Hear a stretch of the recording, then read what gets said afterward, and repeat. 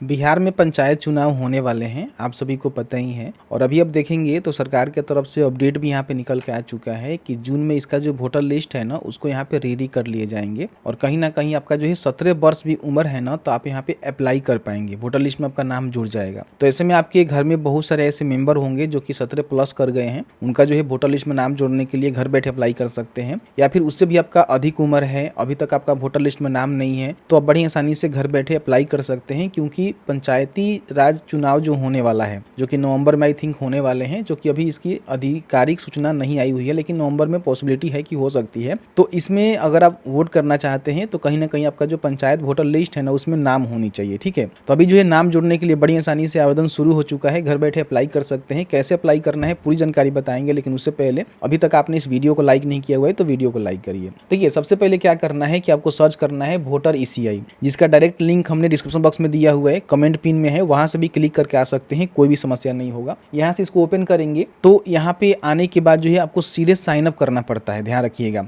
अगर आप sign up नहीं करेंगे तो यहाँ पे अप्लाई नहीं कर सकते हैं। देखिए, मैंने ऑलरेडी यहाँ पे साइन अप कर लिया हुआ है, तो यहाँ पे लॉग इन हम कर चुके हैं। अगर आप फर्स्ट टाइम आएंगे तो आपको जो है लॉग आउट करके दिखाए जाते हैं, यहाँ पे क्लिक करेंगे तो आपको जो है कुछ इस तरह से इंटरफेस देखने को मिलेगा, जहाँ पे सबसे पहले आपको जो है साइन अप करना पड़ेगा। तो यहाँ पे साइन अप का बटन होगा, क्लिक करेंगे तो कहेगा कि अपना एक मोबाइल नंबर हमको दे दीजिए, और मेल आईडी है तो मेल आईडी भी दे दीजिए, मेल आईडी नहीं है तो छोड़ दीजिए, कैप्चा को फिल करिए, कंटिन्यू के बटन पे क्लिक करिए। यहाँ पे अपना नाम दर्ज करेंगे, 2 बार आपको नाम दर्ज करना पड़ेगा, फर्स्ट नेम और लास्ट नेम जो आपका नाम होता है। और उसके बाद जो है पासवर्ड आपको एक सेट करना पड़ेगा, जो से आप लॉगिन करेंगे। तो उस पासवर्ड को सेट करेंगे जिसमें आपका नेम, स्पेशल कैरेक्टर और कुछ नंबर हो सकता है। उसके बाद यहाँ पे आपके जो मेल आईडी है, मोबाइल नंबर है, दोनों आपने दिए हुए, तो दोनों पे ओटीपी जाएगा। ओटीपी से वेरीफाई करके अपना जो रजिस्ट्रेशन है उसको कंप्लीट कर लेना है। जैसे ही रजिस्ट्रेशन आपका कंप्लीट हो जाएगा तो यहाँ पे लॉगिन का बटन आपको देखने को मिलेगा। तो लॉगिन के बटन पे क्लिक करेंगे, जो भी आपने नंबर दिया था उस नंबर को डालेंगे, इस कैप्चा को फिल करेंगे, रिक्वेस्ट ओटीपी के बटन पे क्लिक करेंगे तो आपके नंबर पे एक ओटीपी सेंड कर दिया जाएगा। उस ओटीपी को यहाँ पे डालेंगे, वेरीफाई एंड लॉगिन के बटन पे क्लिक करेंगे तो इस पोर्टल पे बड़ी आसानी से यहाँ पे लॉगिन हो जाएंगे। लॉगिन हो जाने के बाद यहाँ पे प्रोफाइल का बटन आ जाएगा, इसका मतलब ये है कि आपने लॉगिन कर लिया हुआ है। अब यहाँ पे वोटर लिस्ट में नाम जोड़ना है तो आपको जो है फिल फॉर्म 6 यहाँ पे आपको देखने को मिलेगा। यहाँ पे देखिए, देखने को मिल रहा है कि आपका उम्र 18 ईयर्स भी हो गया है, तो आप यहाँ पे अप्लाई कर सकते हैं। लेकिन ऐसा नहीं है कि जो 17 साल के भी हैं ना वो भी अप्लाई कर सकते हैं। अगर जून तक मान लीजिए आपका 18 साल हो जा रहा है तो अप्लाई कर सकते हैं। अगर आप अंडर 18 है तो भी अप्लाई कर सकते हैं, कोई दिक्कत नहीं है। तो यहाँ पे फिल फॉर्म के बटन पर क्लिक करेंगे तो आपके सामने जो है कुछ इस तरह से इसका इंटरफेस आएगा, जिसको आपको स्टेप बाय स्टेप भरना है, कहीं भी आपको गलती नहीं करना है। बहुत सारे स्टेप हैं, सबको बताएंगे स्टेप बाय स्टेप कैसे भरना है, मिस्टेक मत करिएगा, ठीक है। सबसे पहले अपना स्टेट सेलेक्ट करेंगे कि आप जो है कौन से स्टेट के अंतर्गत आते हैं, और यहाँ पे डिस्ट्रिक्ट आपको बतानी है कि आप जो है कौन से डिस्ट्रिक्ट के अंतर्गत हैं। और फिर यहाँ पे अपना जो भी विधानसभा है, आप मान लीजिए किसी प्रकार की कोई भी वोटर लिस्ट में नाम जोड़ना चाहते हैं तो विधानसभा के माध्यम से ही जुड़ता है। ऐसा नहीं है कि पंचायत का अलग होता है, विधानसभा का अलग होता है, लोकसभा का अलग होता है, नहीं, एक ही वोटर लिस्ट होता है जिससे सारे में वोट कर पाएंगे, कोई भी दिक्कत नहीं है। तो अपना विधानसभा का सिलेक्शन करेंगे, नेक्स्ट के बटन पर क्लिक करेंगे। यहाँ पे देखिए बोला जा रहा है कि अगर आप आधार कार्ड देते हैं तो OTP will send the number जो आपके लिंक होगा आधार कार्ड के साथ।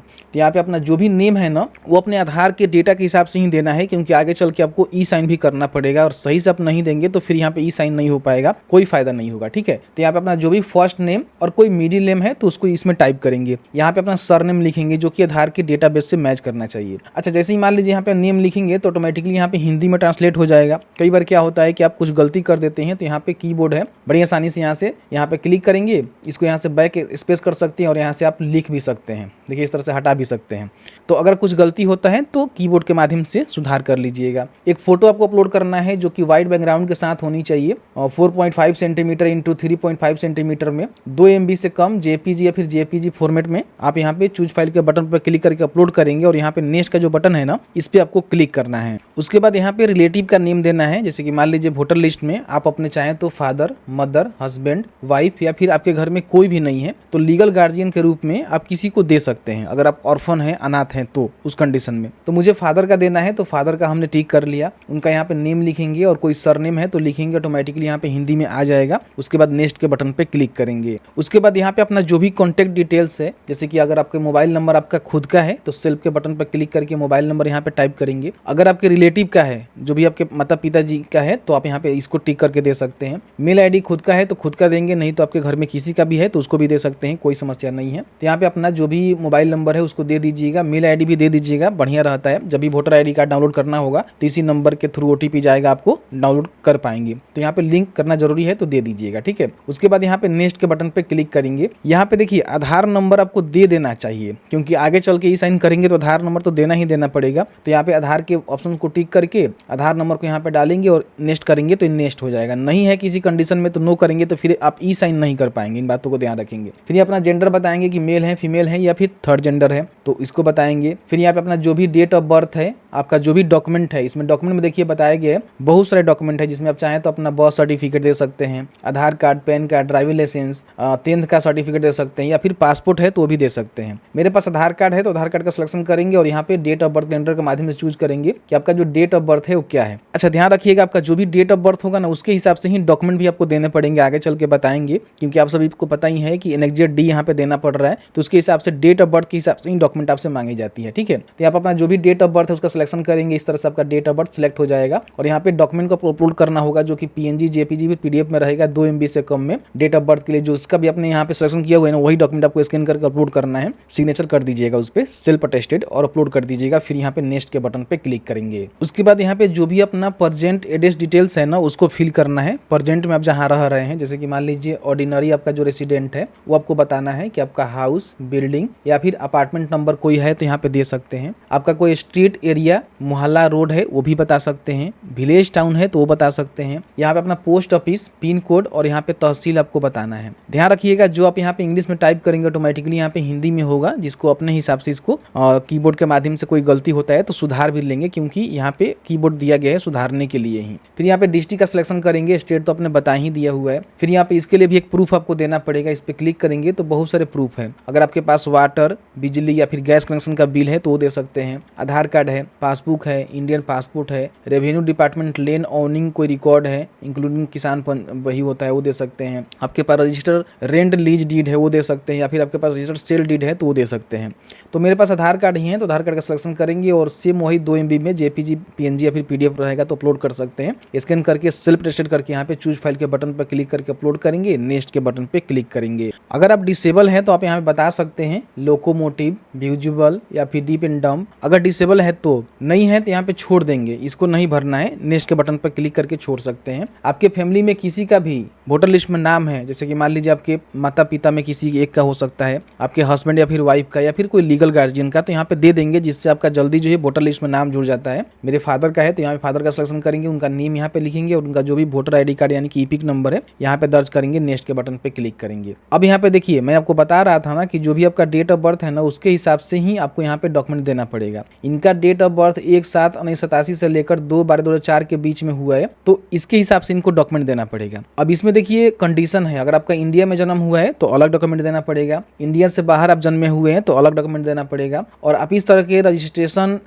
मान लीजिए सिटीजनशिप रखे हुए हैं तो आपको ये वाला डॉक्यूमेंट यहाँ पे देना पड़ेगा। तो देख लीजिएगा अपने हिसाब से, मेरा इंडिया में जन्म हुआ है तो इसको टिक करेंगे, तो यहाँ पे अपना एक डॉक्यूमेंट तो आपको इसमें से देना ही देना पड़ेगा, जिसमें आधार कार्ड ही दे सकते हैं, बहुत सारे ऐसे भी डॉक्यूमेंट है वो भी दे सकते हैं, कोई दिक्कत नहीं है। चूज फाइल के बटन पर क्लिक करके अपलोड करेंगे और ध्यान रखेंगे 2 MB में JPG रहेगा, PNG रहेगा 2 MB, लेकिन PDF रहेगा तो 3 MB भी रहेगा तो अपलोड कर सकते हैं। उसके अलावा आपके माता पिता में किसी एक का डॉक्यूमेंट आपको देना पड़ेगा। अब इसमें मान लीजिए फादर का देना चाहते हैं तो इसमें भी बहुत सारे डॉक्यूमेंट है, अगर कोई डॉक्यूमेंट आपके पास नहीं है तो आधार कार्ड होगा ही होगा। इसका सिलेक्शन करके यहाँ पे चूज फाइल के बटन पर क्लिक करके अपलोड करके इसको भी चूज करना होगा। अगर फादर जी का नहीं है तो मदर जी का दे दीजिएगा, कोई भी दिक्कत नहीं है, ठीक है, कोई दिक्कत नहीं है। लेकिन ध्यान रखिएगा 1987 से पहले का आपका जन्म होगा तो आपको केवल अपना ही डॉक्यूमेंट देना पड़ेगा, माता पिता का नहीं देना है। और 2004 के बाद आपका जन्म हुआ है तो समझिए कि अपना और माता पिता दोनों का देना पड़ेगा, ध्यान रखिएगा, क्योंकि NXZ D में देना पड़ रहा है, ठीक है। अब नीचे आएंगे तो यहाँ पे आपको एक जो है अपना जो भी सिग्नेचर या फिर थंब इंप्रेशन होता है उसको अपलोड करना पड़ता है। तो अगर आप सिग्नेचर करते हैं तो सिग्नेचर, नहीं तो ठेपा देते हैं तो ठेपा का स्कैन यहाँ पे अपलोड करेंगे, जो कि 50 KB से लेकर 200 KB के बीच में होनी चाहिए,